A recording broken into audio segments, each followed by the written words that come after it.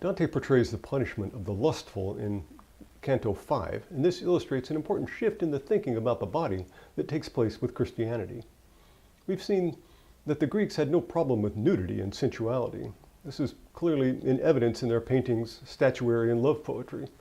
Moreover, drunken orgies were a fixed part of the religious rites to the god Dionysus. We saw that in his account of the story of Gyges, Herodotus goes out of his way to explain to his Greek audience why the Persians felt shame in being naked, since for the Greeks nudity was commonplace.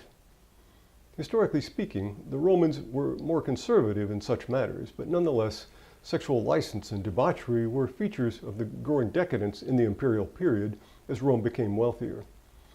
This was the target of criticism of the Stoic ethicists and the Roman satirists. Their work can be seen as coming from the same zeitgeist that created the conditions for the growth of Christianity. Although Christ himself does not really say much about sexual morals as such, his insistence on the sphere of inwardness causes a shift in thinking. Jesus does not condemn adultery and fornication, but his understanding of this is different from the traditional view. While the outward action is wrong, what's truly sinful is the inward desire and thought. We recall his claim that the sin of adultery takes place first in the mind of the individual before one even acts on the impulse. So the thought or desire is in itself something sinful and not just the deed. This expands the sphere of sexual sin infinitely. It's possible to consummate the sexual act only a finite number of times before the body requires rest, but one can think about sex infinitely. When the locus of sin is in the thought, then this means that the danger of it is ever present, since we always have thoughts. The idea brings about a change in ways of thinking about sexuality and the body, and in time, the issue takes on a sense of urgency. This is an important motif in Augustine's Confessions. In his account of his own sinfulness as a youth, Augustine recalls his struggle with sexual desire, which he continually gave into. He meditates on this at great length, and it becomes a matter of deep concern for him. This begins a long tradition in the Christian West of moralizing about issues concerning sexual ethics.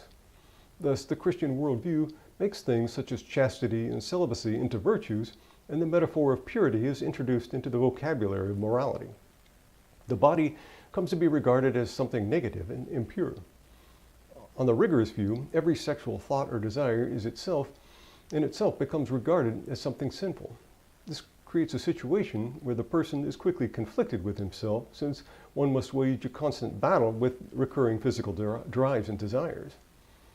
It's necessary to be ever vigilant about such things. For the ancient Greeks, the body was a natural part of what made up the human being. Every animal has a body, and so do humans, but there's no reason for shame with regard to the body and the desires that it has.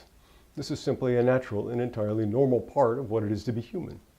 The Greeks thus had a generally more integrated conception of the human being, which involved the different faculties. To be sure, for both Plato and Aristotle, the natural drives, or what they called appetite, collectively constituted the lowest of the different faculties, since they belong to what we share with the animals.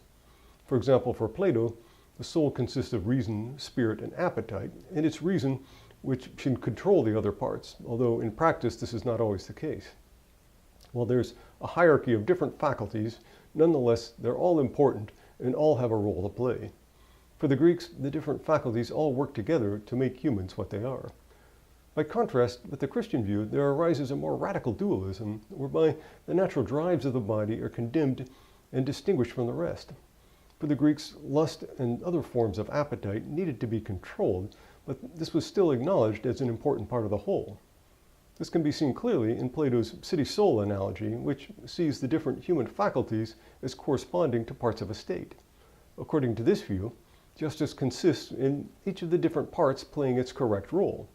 This means that the appetitive part has a legitimate part to play in the whole, although it needs to be kept under control. By contrast, according to the Christian conception, lust is branded as sinful and regarded as something negative.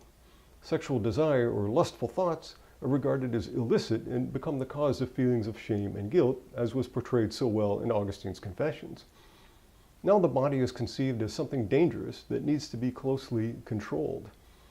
The drives and desires are not regarded as legitimate or valuable parts of the person, but instead should, if possible, be eliminated altogether. This perception of the body is a new way of thinking that arises with Christianity.